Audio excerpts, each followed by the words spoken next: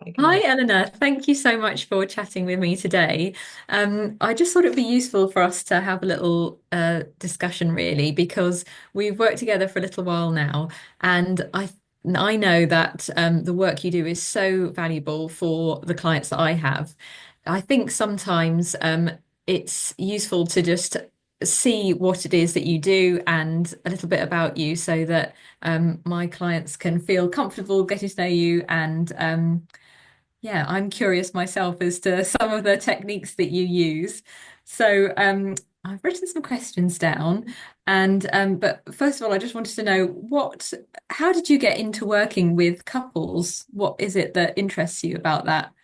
Yeah, it's thank you so much. It's so nice to do a proper little a proper chat about our work, isn't it? So I started my career in the NHS. So I originally worked more in mental health services, so more around anxiety and depression. But I noticed there was a real relational link very often. There were circumstances that perhaps have triggered off, say that episode of depression, and they were often related to relationships. Yes, yeah. And so it gave me a really kind of good foundation into kind of actually understanding, perhaps some of those underlying factors that might be involved in mental health difficulties, but also from a family perspective, what other, from someone's family of origin, and their experiences through life and trauma and things like that, that might have had an impact on their well-being. And so from that work, I then really wanted to do more longer term work with clients. So I wasn't just doing the sort of NHS of 6 to 8 sessions, but actually being able to do some longer term relational work. And it made sense to sort of follow a passion to actually work with relationships themselves. So the couple therapy training is the best route sort of into that. And I started that in London, and around the time that I had my children. So it was a nice sort of opportunity to sort of refresh my skills and start to specialize in something which is endlessly fascinating. Especially working with relationship issues, working with couples, working with individuals who've struggled with relationships either in the past or currently. And I love it. I feel very lucky. Yeah, I feel very much the same actually in terms of so come from being a solicitor where I've only ever worked where I've seen one client at a time. And so seeing both people, the thing I really love about it is the directness of it because a comment that you make, they can both hear it. And I think there's something really powerful about that and the communication and the it's so interesting to see the way that people communicate in their relationships, isn't it? Just Absolutely. And so much that what we hear is influenced by our family of origin and our experiences and things like that. So we yeah. might hear the other partner saying, I need some space. And some of us can hear, okay, that's a healthy thing. Relationships, we need space. We can't sort of be symbiotic and in each other's pockets all the time. It's healthy to need space, and maybe a securely attached partner who's had a secure attachment with their parents might hear that as, okay, I respect your right for space. I know that we still can be close. Whereas someone who's maybe has perhaps an insecure attachment from their family of origin, that might make them feel incredibly anxious. Oh my goodness, they don't want me anymore. What does this mean? This person doesn't want to be close to me anymore. Does this mean our relationship is over? And, that really might trigger off a huge amount of anxiety for them. Or it might be like, fine, well, you want space. Well, I want space too. So, fine. Well, you know what? I'm off, and it triggers Yeah. off a sort of an avoidant sort of reaction. And so, you must find it all the time that a client will make a comment and it just lands in a completely unexpected way, or it's misinterpreted, or it's heard differently. And Absolutely, yeah. so hard sometimes to make sense of what, whoa, how do we get here? Yeah, What yeah, yeah. I think actually a lot of mediation is very much that. It's just because people can hear something different or interpret something different, and it's just saying it's about slowing it down and saying, well, actually, can we go back to that? What is it that you intended when you said that? And happened? really making sure that the point is correctly made, I suppose. Just having that time and space to have a conversation that's that detailed. I think that's really important. So so that's the sort of the with a couple, and then what then sort of spurred you into separating couples, and what was yeah, what's being the link there. Yeah, where did that sort of all come from? Mm. So I've been working with couples, but primarily, I suppose, couples who want to stay together Mm. for a long time. But I suppose what I noticed more and more is because we are so influenced by our parental relationship that, I'm working with couples where one individual I'm just thinking of who was saying about how he was really back and forth between his own parents. He was the one carrying messages between his parents, and he'd come be given a note, literally a message, be given a note to give to his mother from his father, when they were going through separation, and how children were really being sort of used in that way, and how these really acrimonious divorces and separations were impacting children and then therefore impacting their future couple relationships. And so those were the children very often who were then ending up as adults in my clinic, in Yes, yeah. my Yeah. therapy room. And so I thought, well, actually, there's work here to be done actually with those couples who, not because they're terrible people, not because they're awful, evil individuals who want to screw up their children, but who just perhaps haven't had the support about how to do a divorce better, how to communicate healthily, how to notice their emotions, how to respond differently to those feelings, but rather than that automatic reaction of rage or fury or, whatever it might come naturally. And I thought, well, actually, there's really important relationship therapy work here to be done, not to save the relationship, save the marriage, but actually to save the co-parenting relationship very often. And that really matters. Yeah, yeah. So yeah, so one of the questions I was going to ask you was how it is that you can help separating couples, and I think partly you've answered that. I think that that aspect of working on the parenting relationship is so important, isn't it? I just recently heard a lecture by Dr. Angrid Rudkin. She was talking about the impact of conflict on children and how basically how children can manage some level of conflict okay. It's Mm. just it's the sustained and the unresolved conflict which really causes the problems and problems for outcomes later in life. And Mm. so certainly from my point of view, mediation, one of the points about it is that having mediation and an opportunity for parents to talk can really help with that in a way that when couples, if they end up going to court, the whole point is that they are basically building a case against each other rather than in a in a situation where they one of them brings the child back a bit late. Normally you'd think, well, that's annoying. I've told you they've got to have dinner at 6 o'clock and you've brought them back at 6:30 and we were going to do something. That's annoying. When you're in court, that's he's brought the child back at 6:30, or she's brought the child back at 6:30. Let's write that down. Let's tell the solicitor about that. And it becomes this big thing, whereas actually you need to be working together for the child rather than, court is just so inappropriate for, in my opinion, for children proceedings. Mm. Mm. Um, so So I've sort of gone off on one there about about that. But no, what I was asking you originally was about how do you think that your work can really help separating couples? What do you think? How, what how do you happens? think it does? Yeah. Yeah, what helps, and I think it's all we all ask, isn't it, in our professions? What helps? What's going to help here? What's going to make a Mm. difference to this Mm. particular couple and or person? And it's so unique, isn't it? Every single situation is different. And of course, I suppose there are always some couples or separating couples where actually it's right that it goes to court, and but I suppose it's about trying to work out actually, what are the other options for those couples who are able to work through things more smoothly. And so one of the ways that, I think really helps is to try and help those clients to see actually what have we co-created here, rather than trying to assign blame, which is what we do naturally as humans. We feel defensive, and I don't want to be the bad one, so I'll make you the bad one because then I can be the good one, right? Yes, So, yes, yeah. we do that. We kind of split off the sort of parts we don't want to acknowledge about ourselves, and we say, "Oh no, this I'm only like this because it's you. You made me like this. I wouldn't be so anxious or so stressy if actually you helped me out more, or whatever." We sort of we don't want to take that blame on.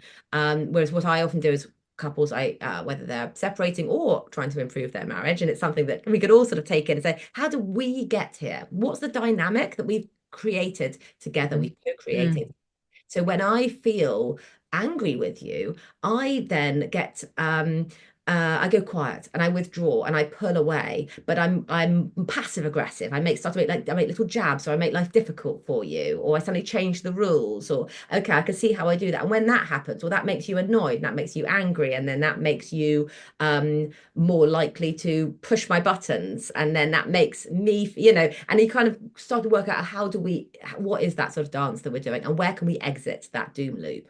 mm. Okay, well, I Doom noticed loop. I like that phrase. it gets into such a doom loop, and it serves nobody, because you're Yeah. both caught up in it. And I think the more people acknowledge, oh, actually, I'm not getting anything out of this either, because actually I'm feeling furious and let down and Mm, unsupported. And so I might be saying, okay, well, I'm feeling angry, rather than go quiet and withdraw and pull away and make snide comments, I will say, hey, can we have a chat? There's something on my mind. Is it a good moment? So we warm the context. There's something on my mind that I'm finding it a bit difficult at the moment. Is it a good moment? When's a good moment for you? When can we sit down and chat? How do we do those conversations? We try and use I language. We oh try and yeah. be specific. We don't blame the other person. We don't get personal, say you're always like this and you never do this. Yeah. Okay, this So is the yeah, can you explain that I language a little bit more? So that's really interesting. I language, it's such a core part of relationship therapy. So essentially, what we always want to try and avoid is criticism, because when we have criticism, then we get defensiveness. And so criticism is the finger waggy stuff. You need to do this, or you should have done that, or you're always like this, or why are you being so, And as soon Yeah. as you get criticism, you get defensiveness. And we don't want defensiveness, because that just, again, it's a doom loop: criticism, defensiveness. So we want to say, okay, well, this is what's going on for me from my perspective. So we use I language. I'm feeling Mm, a bit let down at the moment, because I noticed that the time that little Bobby came home wasn't what we agreed, and although I recognize it isn't a big deal in itself, it does make me feel anxious, because mm, we're trying to do something positive here for little mm, Bobby. mm, And I sometimes then find myself worrying about the future and catastrophizing a little. And that then makes me feel quite frightened as to how we're going to be able to do this co-parenting thing, and you're yeah. really staying with your own experience and trying to be really open emotionally. And obviously that's easier for some people than others. Yeah. Some of us are quite able to identify and notice our feelings, and some of us just aren't that emotionally literate and need a helping hand. And I suppose that's where a therapist can really Yeah. help support with That, that. yeah, almost a part of that sounds a lot more like a coaching sort of thing, in Mhm. being careful of the language that you use and how the other person can respond. I think in mediation, there is an element of that, in the sense that we try and model kind of respectful language, Mhm. and being very careful not to talk over the other person, and so on. And um I think, though, that what you're saying is this just really sort of being very clear about what you're saying, and have, as you say, the I language, it coming from you and your perspective. It makes it much easier for the other person to accept it, then, doesn't it? Because it's nothing about them. It's about you and how you're feeling. I think that's really, yeah. Absolutely. And ultimately it's the acceptance that our reality is only dictated through the lens that we're viewing it through. And the lens that we're viewing it through is our emotions and our bias and our experience and things Yeah. like that. Like, it's completely idiosyncratic in itself. There's no set version of reality. And Yeah. it encourage both partners to say there is no right or wrong. If you Yeah. are arguing about who's right, then the relationship is going to end wrong. Yeah. Yeah. If one of you is winning, then the relationship is losing, and we try to say, okay, let's just kind of accept that that's not what we're trying to do here. Yeah. And say, okay, I hear what you're saying, I hear your feelings. I can't argue against those because those are your feelings. And it Mm. creates a very validating sort of experience where actually you have partners who are listening to each Mm. other and Yeah, accepting each other's feelings. And those feelings might upset them, make them angry, or make them feel hurt, or make them feel let down, but they respect the right to the other person's feelings. And once you yeah, start to get communication like that, you start to really get people talking, they're yeah, asking each other, and it makes yeah. a difference. And that's where we came together, really, wasn't it? Because Mhm. we both had identified this exact issue in mediation in particular. So when you're looking at separating and you're looking at trying to come up with a financial agreement or an arrangement for the children, Mm. um, often it is not actually what the sort of the puzzle is that's the difficult part. The difficult part is the emotional part, because a very common scenario is, in terms of the relationship breakdown, one of the couple is in a different place mentally than the other person. Say they've Mm. decided months ago, years ago, this relationship's over, and I've been, dealing with that mentally for a long time. And for the other person, it's a complete shock. They're many, many steps behind, and they're in emotionally very different places. Mm. And that's a really difficult thing to work with, because you almost need to get them both to a point where they're out of the really emotional raw side of it into more of a logical, we can move on. I think there's the grief cycle, isn't there, of that, trying to get people into more of like a problem solving stage. And that's where I think we both identified that the work that you do is really, really valuable. I can't emphasize that enough, actually. I think, yeah. Can you Yeah. speak to that a little bit? Yeah, the hardest thing is that we can't, with those grief stages, and it's sometimes very normalizing, I think, to almost actually get that Beta Pearson model of Mm, stages of grief out and say, look, this is normal. This is grief. This is the end of a seriously important relationship in your life. It is loss, it is grief, it is bereavement. Um, but you can't rush someone through. You can't mm, force yourself to move through to a place of acceptance and sort of mm, moving forwards. If you are in despair, you are in anger, that is where you're at. yeah. And but that doesn't mean that is a lost cause place. Actually, sometimes it's just about saying, letting you be at that place. It's okay for you to be at a place right now that you're full of anger. And yes, your partner is moving forwards and they're planning their next house and they've identified where they want to be living and they've worked out all the arrangements, and that you're still in a place where you're feeling stuck and angry. But that is okay. You're Yeah, allowed to be there. And yeah, but let's notice that feeling and let's work out how we can respond to that so that's appropriate, so that you yeah, are expressing that anger in a healthy way. You've taken up boxing classes, or you've got a friend who you could just ring up and have a real moan to and a rant, or you've found journaling and you're kind of really letting it all out, or you're writing angry poetry. Whatever you're doing, you're letting it out in a really healthy way of being yeah, in that place, rather than well, I hate this person that's done this stuff to me, so I'm going to make their life as difficult as possible. yes, yeah, Be so angry, and that's yeah, often what we see, isn't it, with couples, where yeah, if one person is in a very angry stage, um, that they can't see past, they don't know how to respond to their anger other than with rage against their yeah, ex-partner. yeah, That's problematic for everyone because it yeah, doesn't, yeah. doesn't serve the angry person in the long term. No, not at all. Yeah, I just really second everything that you've said there. I think that's really, really sort of valuable and accurate. Um, yeah.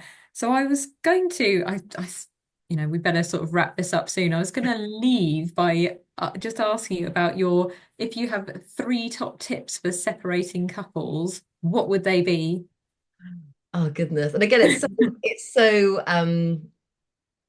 idiosyncratic and it's so unique to every single situation. But I tend to always say to couples who come to me, I sort of call them sort of crossroads couples. It's couples saying, I think we're going to split up, but we're not quite sure. We want to sort of make sure we've done everything that we can to double check, and we don't want to make any, rash decisions. But I'm thinking this, and it's sort of coming in that they're in a loop of uncertainty. And Mm, I sort of say, we're not going to make a decision today, and so my 10 first piece of advice is just we're not going to rush. We're not going to rush yeah, in the yeah, decision.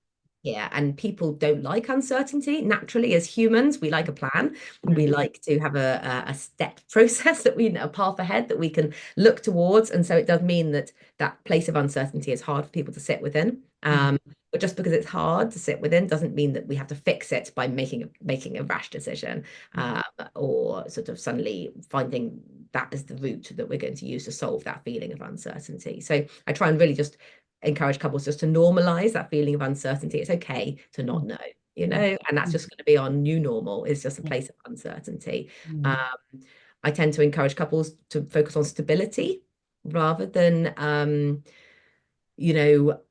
have everything come to be perfect, actually just focus on, let's just re-stabilize, let's try and just be friends, Mhm. and be kind to each other, and remember the other person has their own feelings and is suffering and is struggling as well, and try and have friendship, and especially if there are children involved, trying to be providing a really stable daily routine, and even when things are feeling uncertain, trying to not let that sort of reverberate. So we're kind of focusing on just stability, just kind of Yes. Yeah. very, very stable. Um, my service advice is always mediation. If you Ah, can, I yay. mean, find a great mediator, Yeah. and that's why I suppose these conversations are so important, because my relationship with excellent mediators like you, actually it makes such a difference for me to be able to say, this is what mediation can offer you. This is why, actually, if you're going to go down this route, it doesn't have to be this awful fallout. It doesn't have to Yeah. be cutting up his shirts and throwing them out Yeah. the window, Yeah. you saying horrible things to your child about your mother, or it doesn't have to, actually there is a Yeah. kind, thoughtful, collaborative way that you can work Yeah. through this with a good I meeting. always I always look at it, or I've always, in fact, as a solicitor as well, I've always said to people, it really is just looking at all the assets and then just working out where they need to go. And that's really all it is. It doesn't need to be any more than that. It's just a puzzle that we is best solved together if possible. So yeah. Well, No, thank I you think, so much. I really appreciate that. It was so interesting for me, and I know it's going to be really fascinating for my clients and people who are watching. So thank you. no, it's wonderful. It's just really, I think it's such an important link to be able to have, that actually your clients or mediation clients know that, they're not expected to navigate all these really high, strong emotions by themselves. That actually, Yeah. if they find that hard, that therapeutic support doesn't mean they're going crazy, doesn't mean there's something wrong with them. It means they're normal, Yeah, and yeah, it can yeah, yeah. support them, through some of those processes, so they just come out less sort of bruised often on Yeah. the other side. Yeah, yeah, yeah. But And in the best possible state to be able to make these decisions. So yeah. absolutely. Well, thank you so much, Ellie. Pleasure.